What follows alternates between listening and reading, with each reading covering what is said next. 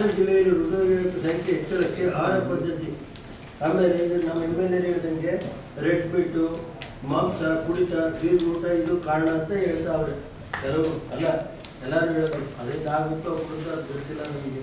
ಆಮೇಲೆ ಜಿಲ್ಲೆನೈತೆ ಹಾಸನ ಜಿಲ್ಲೆಯಲ್ಲಿ ಅತಿ ಬಾರ್ಗಳು CL 7 ಇವೆಲ್ಲ ಆಗಿವಲ್ಲ, ಕುಡಿದು ಜನ ಓಡೋದು ಬೀಳ್ತಾರೆ, ಅದು ಎಫೆಕ್ಟ್ ಇದೆ ಅಂತ.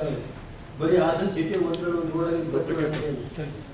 ಅದನ್ನು ರಿಕ್ವೆಸ್ಟ್ ಮಾಡಬೇಕು ಸರ್ಕಾರಕ್ಕೇನೋ ಆದಾಯ ಬರುತ್ತೆ, ಇದನ್ನ ಮೊದಲೇ ಮಾಡಬೇಕು ಅನ್ನೋ ದೃಷ್ಟಿಗೆ ಎಂಟೈನಿ ಸ್ವಲ್ಪ ನಿಲ್ಲಿಸಿ ನಿಮ್ಮ ಅಲ್ಲ ಏನಾರು ಮಾಡ್ಕೊಳ್ಳಿ, ಇದು ಮಾಡಿಬಿಟ್ಟು ಅದು ನನಗೆ ಕೆಲವು ಡಾಕ್ಟರ್ಗಳು ಏನು ಹೇಳ್ತಾವೆ ಅಂದರೆ, ಏನು ಸರ್ ಹಾಸನದಲ್ಲಿರೋ ಅಷ್ಟು ಎಣ್ಣೆ ಅಂಗಡಿ ಇಡೀ ರಾಷ್ಟ್ರದಲ್ಲಿ ಇಲ್ಲ ಅಂತಾರೆ.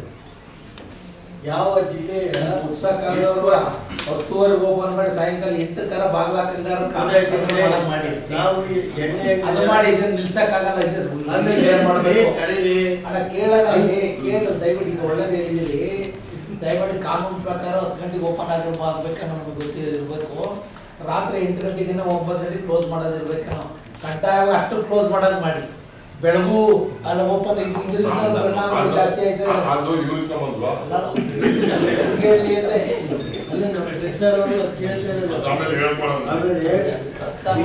ಹಾಸನ ಜಿಲ್ಲೆಯ 7 ಸಾರ್ವಜನಿಕ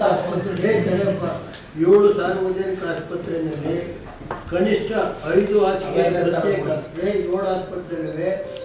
ಏನ್ರೆ ಕನಿಷ್ಠ 5 ಹಾಸಿಗೆ ಉಳ್ಳ ಪ್ರತ್ಯೇಕ ICU ಘಟಕ ಸ್ಥಾಪಿಸಿ